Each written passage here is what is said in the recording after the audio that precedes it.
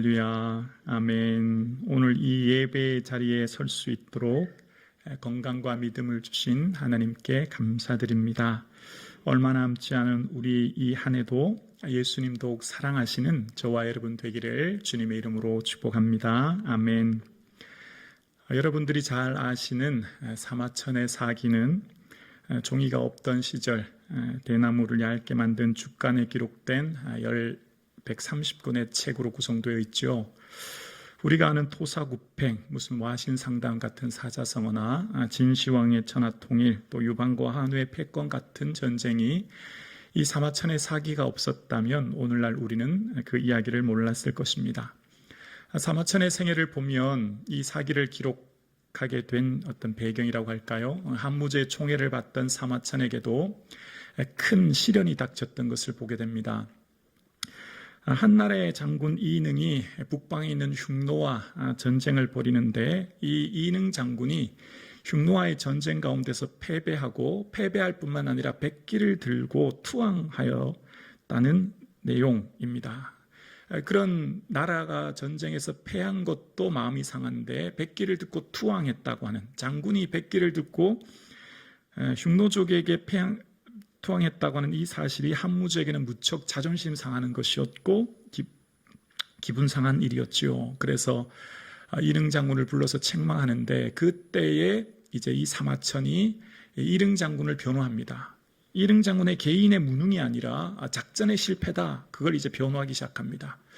그러다 보니 작전의 실패를 연거푸 자세히 설명하다 보니 군 통수권자인 이 한무제에게 책임이 전가되는 듯한 이야기가 있어지게 되고, 그래서 이 사마천은 그 자리에서 궁형을 언도받게 됩니다. 당시 궁형이라고 하는 것은 남성의 생식기를 절단하는 거세형인데요. 무척 치욕스럽고 부끄러운 이 형을 당하면 많은 사람들이 스스로 생을 마친다고 합니다. 그런데 이때 사마천은 이 치욕스러운 상황을 이겨냅니다. 그리고 그때 당시 이런 이야기를 글로 남깁니다. 사람은 누구나 한 번 죽지만 어떤 사람은 태산보다 무겁고 어떤 사람의 죽음은 새털보다 가볍다. 누구나 한 번 죽는데 어떤 사람의 죽음은 그 태산같이 무거운 죽음이 있는 것처럼 나는 지금 이 치욕스러운 상황을 이겨내겠다는 겁니다. 그리고 56세 되던 해 생을 마칠 때까지 사기 130권을 완성하게 됩니다. 사마천이 그 궁형이라고 하는 치욕스러운 형을 받았을 때 그 수치스러움을 이겨낼 수 있었던 것, 아니 어쩌면 살아내야만 했던 이유가 한 가지 있습니다. 그것은 바로 아버지 사마담의 유언을 따라 그 약속을 지키기 위한 것이었습니다. 아버지 사마담도 한무제 당시 이 사관인 태사령직에 있었을 때에 그는 그 당시 생을 마치지 못한 채 37편 되는 사기를 집필하고 있었고, 많은 자료와 함께 사기를 마치지 못하는 아버지 사마담은 아들 사마천에게 유언으로 남기죠. 이 사기를 완성하도록. 그러니까 사마천이 이 치욕스러운 궁형을 받고 살아남게 된 것, 그 이유는 삶의 이유가 있었기 때문입니다. 그 고난을 이겨낼 수 있었던 것은 분명한 삶의 목적이 있었기 때문이죠. 아버지와의 약속, 그 유언을 지키기 위해 그 치욕스러운 것을 이겨낸 것입니다. 그렇습니다. 어떤 우리 인생의 삶의 고난을 이기는 것은 그 고난을 이겨낼 만한 삶의 목적, 이유가 있을 때 그 고난을 이겨내게 되는 것이지요. 어떤 부끄럽고 치욕스러운 그 상황을 만났던 이 사마천의 이야기처럼 말입니다. 그런데 우리 모두는 삶의 목적이 있습니다. 그런데 삶의 목적, 삶의 의미가, 그 가치가 더욱 명확해지고 올바른 삶의 방향으로 나아가는 데 있어서 아주 중요한 한 가지가 있습니다. 바로 죽음에 대한 이해입니다.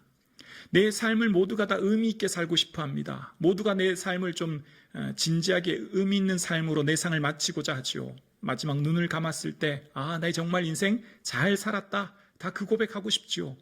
그런데 그런 고백을 하기 위해서는 죽음에 대한 이해가 곧 삶의 목적과 연관되어지기 때문에 죽음을 어떻게 이해하는가가 너무나 중요합니다.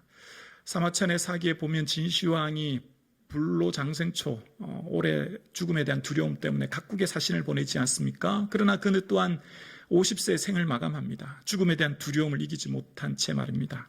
그러니까 우리의 삶의 죽음을 어떻게 이해하느냐가 곧 현재 내 삶을 결정짓는다 해도 과언이 아닌 것이죠. 사도 바울의 생애의 마지막 편지가, 나이가 많이 들어서 머리가 휘어진 사도 바울은 그 마지막 글을 남기는 것이 바로 디모데 후서 아닙니까? 그때 사도 바울이 남긴 어쩌면 마지막 고백 같은 내용이 주님 나를 모든 악한 일에서 건져내시고 그의 천국에 들어가시도록 구원하시길 원합니다. 이것이 그의 기도 제목이었습니다. 그러니까 사도 바울의 삶의 마지막 어쩌면 고백이며 삶의 목적이며 삶의 의미가 천국이었습니다. 그러니까 죽음은 새로운 시작이었던 거죠. 소멸이야 죽음, 소멸이라 멸망이 아닌 새로운 소망으로 가는 문이었던 거죠. 사도 바울의 삶의 구원은 시작이었습니다. 천국은 시작이 되는 거죠. 그래서 사도 바울의 삶에 그 명확한 하나님 나라, 그 천국이 있었기 때문에 이 세상에서 가장 귀한 게 생명 아니겠습니까? 생명보다 더 귀한 게 어디 있겠습니까? 그러나 그 하나님 나라에 대한 분명한 소망이 있었던 그는 생명조차 조금도 귀한 것으로 여기지 않는 삶을 살아내고 고난을 이겨내게 되죠. 그래서 오늘 이 본문의 내용은 제가 본문의 내용을 분석하기보다 사도 바울의 삶의 전체 궤적, 삶의 내용을, 여정을 살펴보므로 하나님께서 사도 바울의 삶을 어떻게 인도하셨는지에 대한 하나님의 시간표를 살펴보려고 합니다. 그러니까 오늘 본문에 사도 바울이 예수 믿는 도를 고백하는데요. 그 도는 길, 원어는 길이거든요. 예수님 가신 그 길 나도 갔고 그 길은 곧 의인과 악인의 부활이 있음을 믿는 삶이었거든요. 그 삶을 살아갔던 사도 바울의 삶을 하나님은 어떻게 인도하셨고 또 하나님의 어떤 시간의 타임테이블에 따라 사도 바울을 인도하셨는지에 대한 사도 바울의 여정을 살펴보려고 합니다. 사도 바울의 삶의 계획은 하나님의 시간 안에 있었는데요. 하나님이 어떨 때는 사도 바울을 폭풍같이 마치 시속 수백 킬로로 고속도로를 질주하듯이 사도 바울을 인도하실 때도 있었고, 어떨 때는 호숫가를 거닐 듯한 잔잔한 쉼과 휴식을 주는 삶이 있었던 것을 보게 되어집니다. 마치 작곡가가 악보를 그릴 때 쉼표, 무슨 점점 빠르게 점점 느리게 같은 기호를 통해 작곡가가 곡을 완성하듯이 하나님은 사도 바울의 삶을 인도하실 때 하나님의 타이밍, 하나님의 때, 하나님의 어떤 시간표 안에 인도하셨음을 보게 되어집니다. 오늘 본문은 1절을 이렇게 시작합니다. 닷새 후에로 1절이 시작합니다. 닷새 후에. 자, 일반적으로 사도 행전을 기록했던 누가는 사도 바울의 사역, 삶을 소개할 때, 그러니까 사도 바울이 전도 여행을 갈 때 기록 방식은 인물과 장소 중심으로 기록했습니다. 예를 들면 바울이 더베와 루스드라의 이르메라고 바울을 먼저 이야기하면서 바울이 어디 갔는지, 이고니온에서 두 사도가 함께 유대인의 회당에 들어가서 말하니라 라고 하는 것처럼 어떤 장소에서 사도들이 어떤 일을 행했는지, 그러니까 인물과 장소가 굉장히 중요했고 그 중요도에 따라서 누가는 이 사도행전을 집필했습니다. 그런데 그 집필 방식이 조금 바뀌어집니다. 언제부터 바뀌냐면 바로 예루살렘에 도착한 후부터, 그러니까 사도 바울과 그 일행이 예루살렘 교회에 도착한 때부터 앞 구절에 시작하는 서두가 내용이 며칠째인가를 밝히기 시작하는 거예요. 자, 먼저 사도행전 21장 17절 18절을 보면 이렇게 시작합니다. 예루살렘에 이르니 형제들이 우리를 기꺼이 영접하거늘 그 이튿날 바울이 우리와 함께 야고보에게로 들어가니 장로들도 다 있더라. 자, 예루살렘에 이르렀고요. 그 이튿날이 첫째 날이고요. 18절의 시작을 뭐라고 하냐면 그 이튿날 바울이, 이제 이튿날이 등장합니다. 무슨 말이죠? 2일차가 되었다는 거예요. 예루살렘에 도착한 지 2일차 되었을 때 야고보와 장로들이 나를 영접해 주었고 나는 성전에 가서 결례를 행했다. 이제 그 얘기를 하는 겁니다. 그리고 성전의 결례 기하를 같이 찼다고 하는 것을 21장 27절에 또 설명합니다. 27절에 보면 그 이래가 거의 참회로 시작합니다. 그러니까 성전 결례의 기한이 찼다고 하는 것을 얘기하면서 27절 이하는 에베소 사람 드로비모와 함께 성전을 가서 더럽혔다고 오해받는 내용, 그리고 폭행받는 장면이 나와요. 자, 그런 상황 가운데 천부장이 개입하죠. 천부장이 개입해서 사도 바울을 이제 영내로 안토니오 요새로 데리고 올 때 상황을 22장 30절에 또 이렇게 설명합니다. 30절에 보면 이튿날이라고 소개합니다. 그러니까 조금 전에 이래가 찼을 때 거의 1회가 찼다고 하는 것은 7일이 지났다는 얘기잖아요. 그러니까 그 앞설에 이틀 더하기 7 하니까 며칠이죠? 9일. 9일차가 되었고, 또 오늘 다시 30절을 말합니다. 30절에서 이튿날이라고 하는 것은 9일에서 하루 더 하니까 며칠이죠? 이제 10일차가 된 거예요. 그 10일차에 무슨 일이 일어났다고요? 사도 바울이 폭행당하는 그 상황 가운데 사도 바울이 층대에 올라서 이제 다메섹에 있었던 간증하는 내용이 나와요. 자, 그리고 이제 10일이 지났죠? 그 다음 12절에 보면 또 이렇게 시작합니다. 날이 세매로 시작합니다. 날이 샜다고 하는 것은 하루가 또 지났다고 하는 것을 의도적으로 이야기하는 거죠. 그러면 오늘 며칠이죠? 11일차가 된 거예요. 예루살렘 도착 11일차 되었을 때 바울을 죽이기 전에는 먹지도 마시지도 않겠다고 하는 사람들이 생겼고, 그 40명의 사람들 때문에 사도 바울은 조카가 그 사실을 알고 천부장에게 이야기하므로 천부장이 다시 밤에 급히 그를 가이사랴로 옮기는 내용이 32절에 나옵니다. 그래서 32절의 시작을 어떻게 하냐면 이튿날로 시작합니다. 그러니까 11일차에서 하루 더 하니까 12일차가 된 거예요. 12일차 되던 날 기병들이 바울을 호송합니다. 중무장한 군인들로 통해서 밤 시간에 사도 바울을 이 예루살렘에서 100km 떨어진 항구 도시 가이사랴까지 이제 옮기는 내용이 나와요. 그래서 사도 바울이 이제 가이사랴에 도착한 지가 이제 닷새 되었어요. 총 17일이 되었다는 거예요.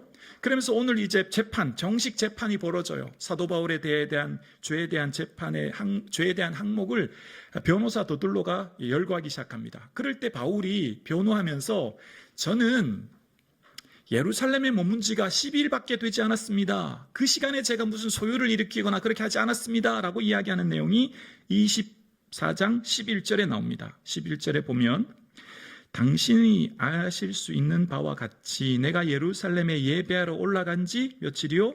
12일밖에 안 되었고 라고 이야기합니다. 자, 그래서 이제 사도 바울의 삶의 시간의 궤적을 잠깐 함께 말씀을 묵상하려고 합니다. 사도 바울은 예루살렘에 머문 지가 약 12일, 오래 머물지 않았습니다. 어쩌면 잠깐의 시간이라고 할 수 있는 12일의 시간을 예루살렘에 머물고 있었다는 거예요. 자, 그런데 사도 바울이 예루살렘에 도착한 내용은 사도행전 21장 17절입니다. 그리고 오늘 이곳 가이사랴에 오게 된 것은 사도행전 24장입니다. 그러니까 21장에서 24장까지 4장의 분량이 12일 만에 기록된 거예요. 그리고 그 4장의 내용이 분량의 구절 또한 109절 가까이 됩니다. 사도 바울이 지금 예루살렘에서 있었던 12일은 사도 바울 전체의 생애에 비하면 아주 미미하고 작은 시간이에요. 사도 바울의 삶이 지금 21장에서 예루살렘을 도착한 그때부터 지금까지의 4장의 내용 12일 만에 기록했다고 말하기가 어려울 정도의 굉장히 많은 분량을 이야기하고 있는 것을 보게 되어집니다. 그리고 누가는 도착한 날로부터 이튿날, 날이 세매라고 하는 방식을 통해 사도 바울이 지금 며칠 예루살렘에 있었는지에 대한 이야기를 거듭 얘기하고 있습니다. 무엇을 얘기하고 있을까요? 오늘 본문도 왜 닷새 후라고 하는 것을 또 굳이 표현했을까요? 왜 누가는 굳이 끊임없이 날짜에 대해서 며칠 차인가를 이야기하고 있을까요? 그 이유가 뭘까요? 인생의 의미는 얼마나 오래 살았느냐라고 하는 길이보다 무엇을 위해 살았느냐라고 하는 내용이 더 중요함을 가르치기 위한 것이죠. 바위와 지푸라기의 무게가 다르듯이 어떤 사람의 인생은 100년을 살아도 지푸라기처럼 가벼운 인생이 있고 어떤 사람은 10년을 살아도 바위처럼 무거운 인생이 있음을 이야기하고 있는 거예요. 단 12일의 시간이지만 그 12일 동안 사도행전 109절 4장의 내용을 기록할 정도로 사도행전 전체 28장에 비해 4장은 굉장히 많은 분량을 기록했다고 하는 것은 우리 인생의 삶의 길이보다는 그 삶의 내용이 얼마나 중요한 것인가를 다시 한번 우리에게 이야기하고 있는 거죠. 얼마나 오래 살았느냐 보다는 무엇을 위해 살았느냐가 더 의미 있음을 보여줍니다. 얼마나 더 높은 위치에 올랐느냐 보다는 누구를 위해 살았느냐가 더 의미 있는 것을 보여줍니다. 얼마나 많이 소유하며 살았느냐 보다는 무엇을 소유하며 살았느냐가 더 의미 있다는 것을 이야기하고 있는 거죠. 그러니까 사도 바울의 삶을 통해서 또 예루살렘에서 지금까지의 궤적을 통해서 성경은 우리에게 뭘 말하고 있을까요? 인생의 가치는 소유, 지위, 평판이 아닌 사명이 그 가치를 결정한다는 겁니다. 얼마나 많이 가졌으며 얼마나 많이 올랐으며 얼마나 많이 평판이 좋은가 보다 그의 삶의 목적이, 삶의 의미가, 사명이 무엇이었느냐가 더 중요한 것을 끊임없이 우리에게 이야기해 주고 있는 거예요. 성도의 삶의 매 순간은 예수 그리스도를 보여주며 예수 그리스도의 기쁨이 되어지는 선택의 삶을 살 수 있기를 주의 이름으로 축원합니다. 그게 사명인 거죠. 일상의 삶을 예수 그리스도를 보여주는 삶의 모습으로 살아내는 것. 일상의 매 순간마다 예수 그리스도의 기쁨 되기 위해 선택하고 살아가는 것. 그러니까 사도 바울의 인생의 삶을 보면요, 13장 4절에 첫 1차 성령의 보내심을 받아 선교여행을 가거든요. 그때 바울은 13개 도시 2300km를 다니며 전도합니다. 그리고 두 번째 전도여행에서는 21개 도시 5000km가 넘는 곳을 다니며 복음을 전합니다. 세 번째 3차에서는 24개 도시 6000km가 넘는 곳을 다니며 복음을 전해요. 아시아와 유럽을 다니며 복음을 전합니다. 그러니까 사도 바울에 있어서 생애 13년의 전도 사역 중에 58개 도시에 12,300km가 넘는 곳을 도보와 해로로 산을 넘으며 복음을 전한 삶인 것을 알 수 있어요. 사도 바울의 삶 가운데 13장 1차 전도여행부터 예루살렘 21장 도착할 때까지 성경의 분량은 9장입니다. 13년의 분량, 58개 도시를 다니며 12,000km가 넘는 곳을 다녔던 성경의 분량은 9장이에요. 그런데 사도 바울의 삶의 한 개 도시 예루살렘에 머무르면서 있었던 12일의 기록이 성경 4장에 걸쳐서 기록되고 있는 것을 보게 되어집니다. 13년을 일수로 계산해 보니까 4,745일이더라고요. 4,700일 넘는 시간 9장의 성경을 기록한 반면 불과 12일 만에 4장의 성경의 분량을 기록했다는 것은 우리에게 뭘 이야기해 주고 있을까요? 사도 바울의 생애를 통하여서 오늘 하나님께서는 우리에게 뭘 말씀해 주실까요? 인생을 잘 살았다고 하는 인생의 밀도는 사명이 결정한다는 겁니다.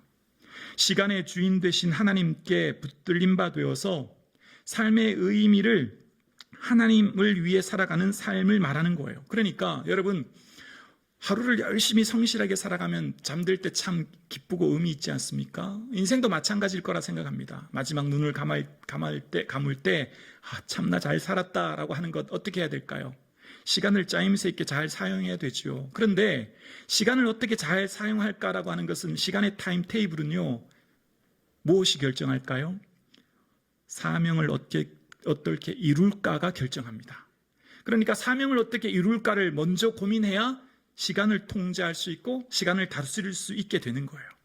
다시 말하면 우리의 삶 가운데 어떤 사명을 가졌느냐가 곧 그 인생의 시간을 결정하는 거죠. 여러분, 인생의 문제는 시간의 문제가 아니에요. 사명의 문제인 거예요. 여러분, 흔히 이렇게 말하죠. 너무너무 바빠요. 시간이 없어요. 정말 얼마나 바쁜지 몰라요, 여러분. 너무너무 바쁘시죠? 그래서 예배드릴 시간, 기도할 시간, 말씀 묵상할 시간이 없어요. 너무너무 바빠요. 그런데 반대로 얘기해 볼까요? 시간이 많으면 할 수 있을까요? 내게 시간이 많으면 내가 성경책을 펴고 성경을 읽고 내가 하나님께 나와 기도하고 예배를 드릴까요? 아닐걸요? 시간이 많다고 할 수 있는 게 아닐걸요? 우리 인생의 문제는 시간에 많고 적음에 달려있는 게 아닙니다. 마음이 어디 있느냐가 문제이고 그 마음은 곧 내 사명의 뿌리와 맞닿아 있는 거예요. 그러니까 시간의 사용의 문제는 곧 사명의 문제와 연결되어 있는 거죠.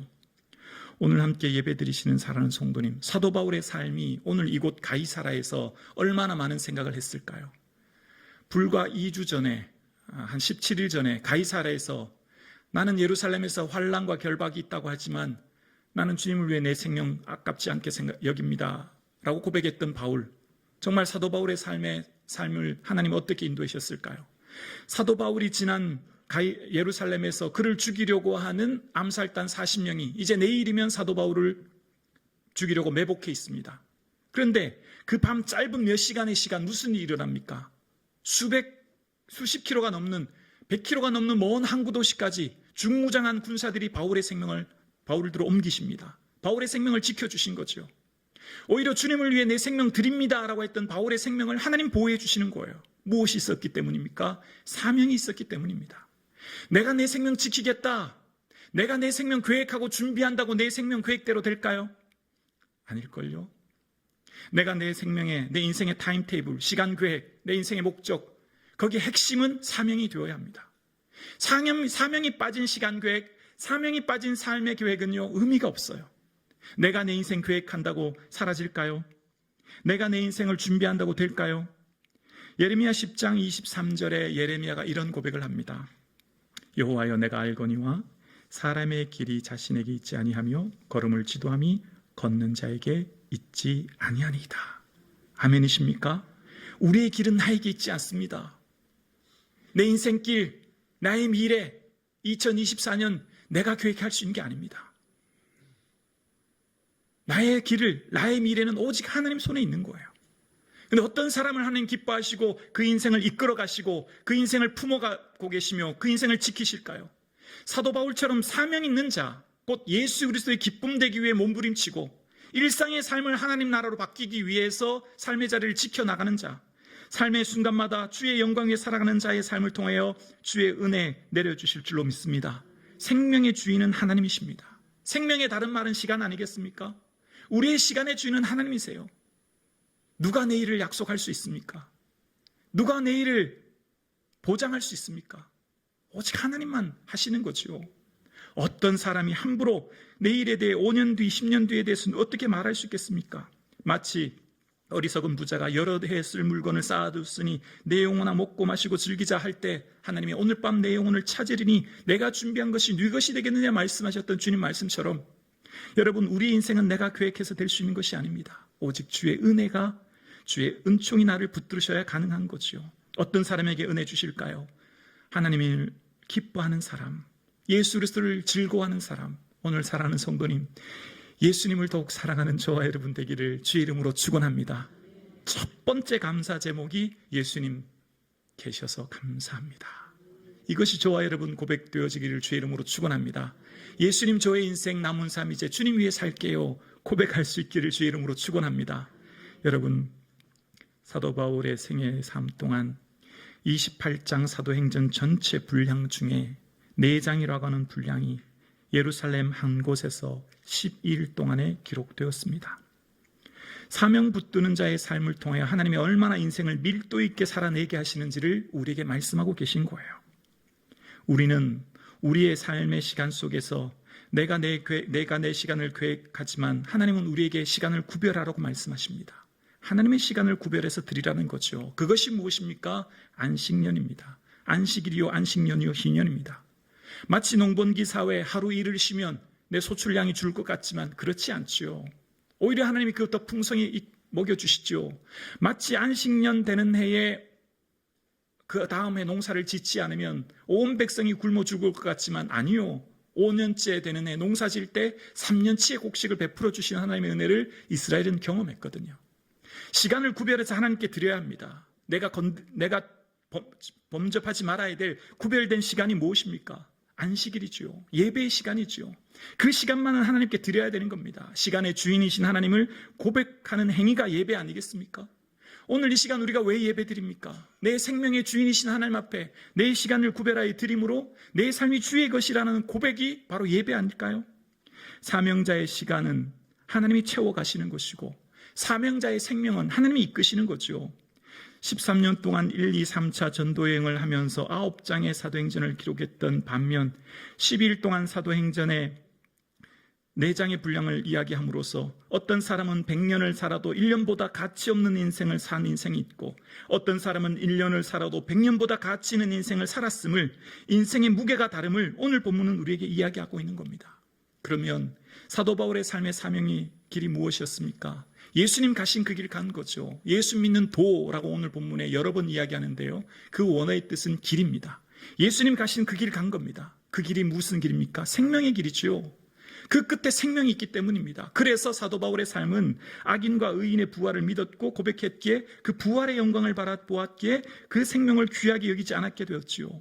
그래서 사도 바울은 이 세상의 장막집이 무너지면 하나님께서 지으신 집, 곧 하늘에 있는 영원한 집이 있음을 바라본다고 이야기합니다. 장막, 영어로 텐트입니다. 우리가 이 세상을 살아가는 삶은 텐트와 같은 삶이라는 거예요. 이 장막집이 무너지면 영원한 집이 있음을 믿었기에 이 세상의 삶에 소망을 두지 않고 하나님 나라에 소망 두며 살았습니다. 오늘 함께 2부 예배 드리시는 사랑하는 성도님, 하나님 나라 소망하며 살 수 있기를 주의 이름으로 축원합니다. 내 시간, 내 삶이 이 땅에 소망 두고 이 땅을 위해 사는지, 하나님 나라 소망 두고 하나님 나라를 준비하며 사는지 어떻게 알 수 있을까요? 한 해를 되돌아보시면 알 수 있습니다. 여러분의 시간이 여러분의 삶의 목적을 증명합니다. 여러분이 무엇을 위해 열심히 애썼는지는 시간의 양과 비례합니다. 열심히 애쓰고 노력한 그 시간이 곧 여러분의 인생을 증명할 겁니다. 여러분 무엇 위해 한 해를 사셨는지 과거를 한번 되돌아보십시오. 그리고 내 시간 속에서 얼마나 하나님 나라를 준비하고 소망하며 살았는지를 살펴보십시오. 함께 예배드리시는 사랑하는 성도님, 2023년 베풀어 주신 하나님의 은혜를 기억하며 이제 2024년을 준비하는 우리에게 하나님의 나라를 소망하며 준비할 수 있는 삶을 살아낼 수 있기를 주님의 이름으로 축원합니다. 시간을 어떻게 살지에 대한 고민보다 사명을 어떻게 이룰까에 대한 고민이 우선시 되어야 합니다. 그럴 때 우리 인생길이 생명의 길로 나아가며 우리 인생을 통해 하나님께서 일하시는 거죠. 함께 예배드리시는 사랑하는 성도님, 이제 이 한 해도 얼마 남지 않았습니다. 남겨진 이 하루, 예수 그리스도의 기쁨, 예수 그리스도의 자랑되는 저와 여러분 되실 수 있기를 주의 이름으로 축원합니다.